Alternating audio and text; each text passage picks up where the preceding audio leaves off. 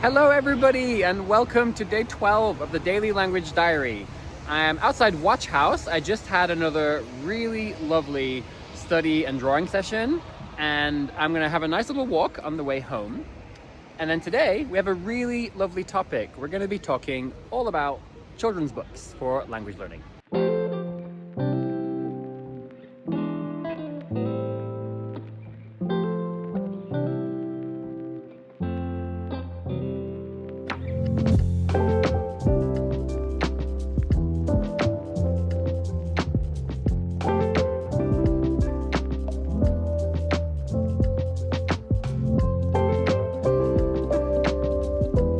I was just walking on this random street and I see what looks like a really cute little square over there. So I think we should go investigate. This looks very cute. These houses specifically remind me of Bristol. Bristol has a lot of apartment buildings that look like that with very similar colors, like really nice pastel kind of tones. This looks really nice. I love finding little squares. Let's see what it looks like. Oh, this is cute. I've heard of this restaurant, Cinder. Little fruit and veg shop. And oh my God, I have found a bagel bakery. Oh my God. Bagels are genuinely one of the things I miss the most about the US. I miss them all the time, and I haven't really found solid bagels in the UK yet. So maybe another day we could come here and give them a try. Looks very nice. So at this point, I actually ended up finding a children's shop, and it was full of beautiful children's books. This is so cute when the mouse sets off to find his raw.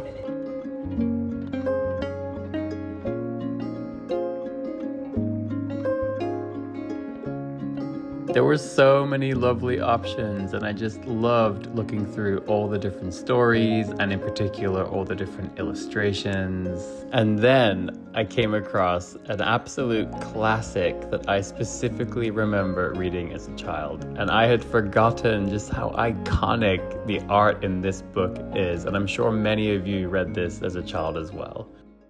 Oh my God, I am so excited to talk to you guys about today's topic after that absolutely lovely, completely unplanned discovery of a very cute children's shop as I was sort of doing my walk back home. And I just came across so many lovely children's books. And one of them I enjoyed so much, and I thought, I'm going to talk about this today. This would help me actually have some examples and have some even greater context. And maybe it could even serve as reference material for the idea that I have for today's gratitude drawing. So I actually bought one of them, and it is absolutely adorable. This is the lion inside. So here's the plan for the rest of this video. I'm so excited. I'm gonna go brew a nice hot pot of herbal tea. I'm gonna get super cozy on my sofa, and I'm gonna read this book from front to back right now. I'm genuinely looking forward to this. Then we can discuss our topic of children's books for the purposes of language learning. Are they good tools? Is it a good idea, or perhaps not? We're gonna find out. And then for today's gratitude drawing, I was thinking it would be so lovely if I could try to challenge myself to create one in a different style compared to my last few. Maybe something more watercolory, I'm not really sure yet, but in particular, I could try to create today's gratitude drawing as if it were a children's book illustration. I've never done anything like that before, but I am actually taking a class right now that is about doing a children's book illustration. So it could be really fun for me to try that out. I'm not sure how it's gonna turn out, but I'd love to try. So if that sounds good to you guys, let's get going. I'm gonna make some hot tea and I'm gonna read this book.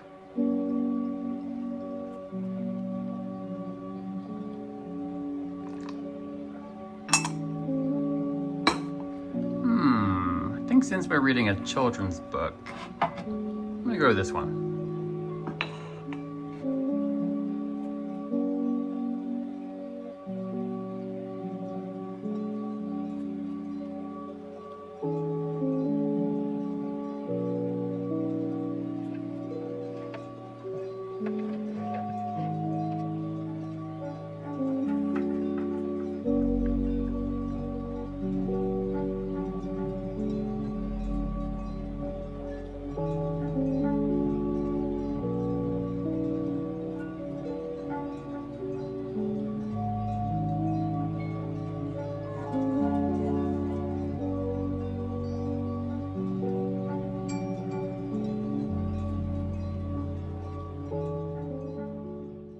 That was genuinely delightful. Even as an adult reading it in English, not even as a language learning activity, I really enjoyed that. And I don't want to spoil the book because I want to support the author and the illustrator, but it's a beautiful story. It says here, being little isn't always easy, but when Mouse sets off on a journey to find his roar, he discovers that even the smallest creature can have the heart of a lion. And it's got a beautiful message inside of it about this little mouse and how he is shy, he's scared, people ignore him, he's not really seen or heard. And so he has an idea that the way to be seen is to learn how to roar. But he learns over time that there are other ways to find yourself and other ways to stand out and participate and be a part of a group without necessarily being the loudest creature. And I think that is wonderful. Okay, I was getting very hungry while trying to share my thoughts earlier, so I decided to cook dinner, have a shower, and now I'm nice and cozy, ready to share my thoughts about why I actually believe children's books can be a really, really wonderful resource for language learners. And maybe that sounds obvious to some of you, but I've actually seen a lot of people giving very stern advice over the years, saying that children's books are actually a terrible resource for language learning and they should be avoided. And I guess I feel like some of the things I've heard are quite dismissive and maybe fail to take into account the broader landscape of the language learning community, but also I think they kind of miss some of the real beauty that children's books have to offer us as language learners. And finally, I kind of want to see if I can share some additional thoughts that I have now after spending a couple of years getting very deep into illustration and animation, because I've been exposed to a lot of different people who make these books. In particular, I've taken a lot of online classes with illustrators who primarily focus on children's books, and some of them even write their own stories as well. And so it's made me think a lot more about these wonderful books, and maybe I have something else I can add to the conversation. So first of all, there are so many people out there learning languages that simply do not have things like graded readers and those types of resources. So I feel like to say that they're terrible tools and they should be avoided, well, that kind of alienates a lot of people who may not have any other options to begin with. And aside from that, I've heard people say that children's books often contain made-up words that don't exist, and so it can be very confusing, or perhaps that they just contain words that are not curated to the exams you're going to take for a certain test or a certain level, and so it's not the most optimal approach. But I think that if you choose a book about magic and fantasy and these kind of things, then yeah, there may well be a lot of those made-up words that just belong in that universe. But I went through this whole thing and I don't think there was a single word that was made up. And the sentences in here are perfectly fine, and all the words are really, really nice. In fact, there's an incredible variety. And yeah, some of the words in here may not be on your top 500 most frequent vocabulary list, and they may not be in some of the exams, but they're all still really wonderful words. Like in this book, they use the word meek to describe the mouse. He's a meek mouse. And yeah, that's not necessarily the most common word, but it's a beautiful adjective. It's a really lovely word. And so I don't see any problem with coming across that in a natural, organic environment like this and learning it. And the next thing I absolutely love about children's books, and this relates to my experience now as an illustrator, is that after seeing so many wonderful illustrators and authors talk about the children's book world, so much love and care goes into crafting the story, but also the illustrations and making them clear and descriptive and expressive and things that you can really engage with. And they are just designed to connect with children, right? They're designed to be clear and make sense and evoke certain emotional responses and tell a beautiful story. And that is the primary goal of these things. They're here to educate children. They're here to pass on positive messages, values, just like the one I shared from this book. And honestly, when I was reading this book, I was genuinely really engaged. I thought it was so lovely. I just loved the illustrations. And so I really connected with the book. And that is something that's going to obviously help you absorb the information in the book. And I want to make sure I'm not spoiling it too much, and I want to respect the authors, but I'm going to give you just 2 examples, I think that's fair, that illustrate how wonderfully clear these things are and how they can really help you in absorbing the information. So there's a page here where it says that he got trod on and sat on. Now, getting trod on, fair enough. It's probably not the most common word. It may not be the first thing you'd think of to learn. But look how clear it is when you see the hilarious illustration of him being trod on and sat on. It's a hard life for a mouse. I bring this example up because these things are so beautifully done. And so not only can you really connect with it in an emotional way, and maybe you find it really adorable or sweet, but it's so descriptive. And so if I learned this word in a different language to be trod on, there's a good chance I'm going to remember it because the illustrations and the visual language is so clear and memorable.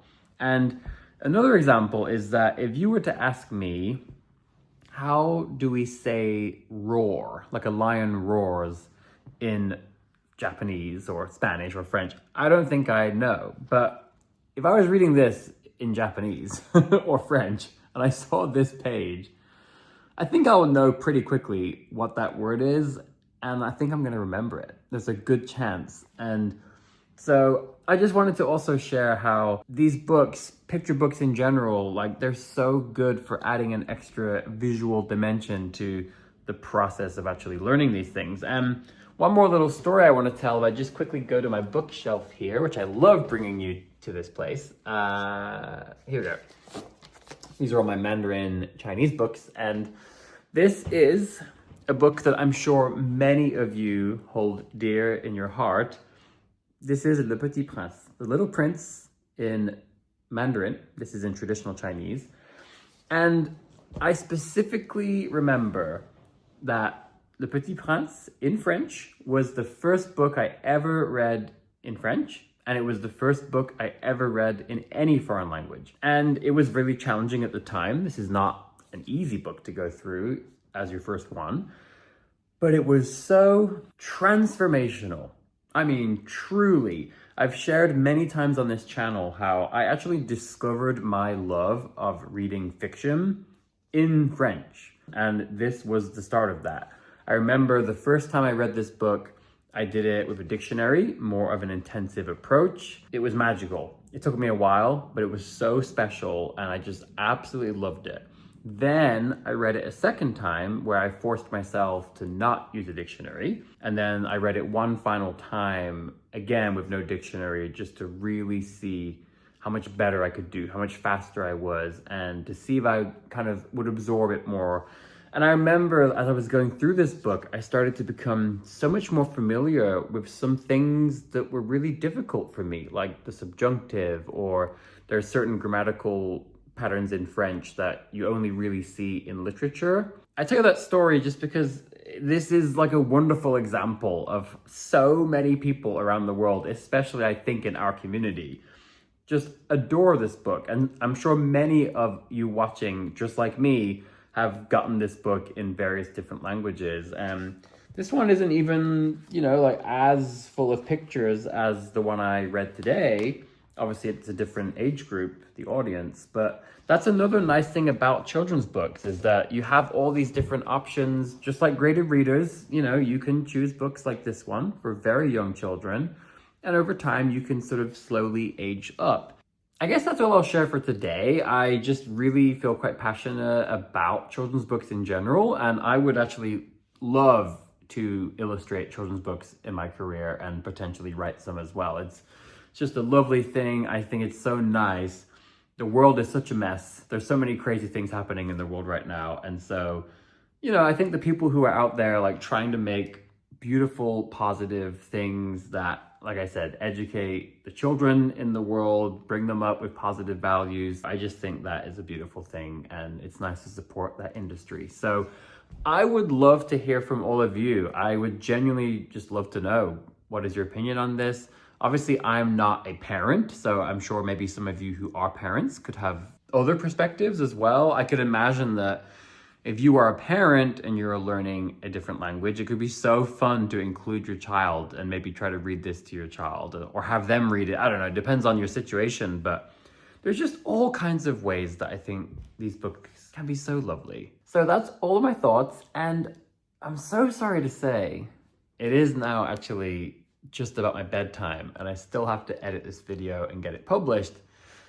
And I have been staying up extremely late, quite a lot of nights, especially when I do the illustrations. So I was so looking forward to doing my gratitude drawing today. I really, really was, and yesterday too. But I do think I'm gonna have to really prioritize getting to bed. So we're gonna have to miss the gratitude drawing again today. I really like that part of these diary videos, and it's made me really happy to see that some of you also really enjoy seeing that. But that's okay. This is a process, and I'm just excited, and I'm so proud we've gotten through 12 days of these diaries. So I think it's okay that, I'm not able to do all the things I wanted.